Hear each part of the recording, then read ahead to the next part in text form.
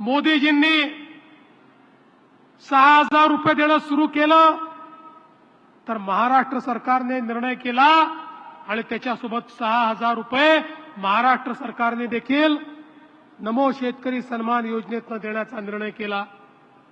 आमच्या शेतकऱ्यांना मोफत वीज देण्याचा निर्णय आम्ही केला आणि जुन्या सरकारसारखं नाही, काँग्रेसच्या काळातही मोफत वीज एकदा दिली होती। निवडणुकीच्या 1 महिना आधी मोफत विजेचे बिल पाठवले आणि निवडणूक झाल्याबरोबर मोफत विजेचा निर्णय परत घेतला आणि जुन्या बिलांसहित सगळी वसुली ही शेतकऱ्यांकडून केली। त्यांच्यासारखी लबाडी करणारे लोक आम्ही नाही।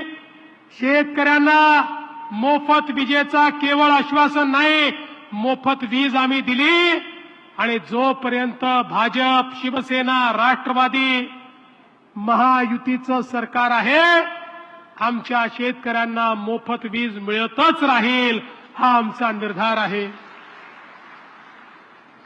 एक अजून निर्धार आम्ही व्यक्त केला होता, शेतकऱ्यांना दररोज दिवसा 12 तास वीज मिळाली पाहिजे, हा आमचा निर्धार होता। या निर्धाराकडे वाटचाल चालू झाली।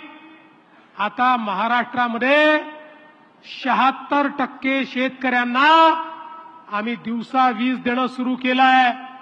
आता 8 तास देतोय, लवकरच 100%ला पोहोचू। 8 तासाचे 10 तास करू आणि त्यानंतर 12 तास करू। पण आज 76%। पूर्वीच्या काँग्रेसच्या सरकारमध्ये आम्ही पण मागणी करायचो, शेतकऱ्याला दिवसा वीज द्या, तर आम्हाला विधानसभेत उत्तर मिळायचं, आपलं इन्फ्रास्ट्रक्चरच याकरता तयार नाही, शेतकऱ्यांना रोज सकाळी वीज दिवसाच देता येत नाही, अर्धे दिवस दिवसा आणि अर्धे दिवस रात्री। पण आपण सौर कृषी वाहिनी योजना राबवली आणि आज 76% शेतकरी दिवसा 12ही महिने वीज घेतायत। लवकरच 100% शेतकऱ्यांना वीज देऊ आणि मग 8 वरनं 12 तासावर देखील आम्ही पोहोचू। आणि एवढंच नाही, आम्ही मोफत वीज दिल्यानंतर काही पोपट हे विचारायला लागले, विधानसभेत बोलायला लागले, आता तर मोफत वीज देताय पण जुनी थकबाकी आहे, आमच्या शेतकऱ्याच्या डोक्यावर तलवार आहे, कधीतरी जुने बिल पाठवाल आणि शेतकऱ्यांकडनं वसुली कराल।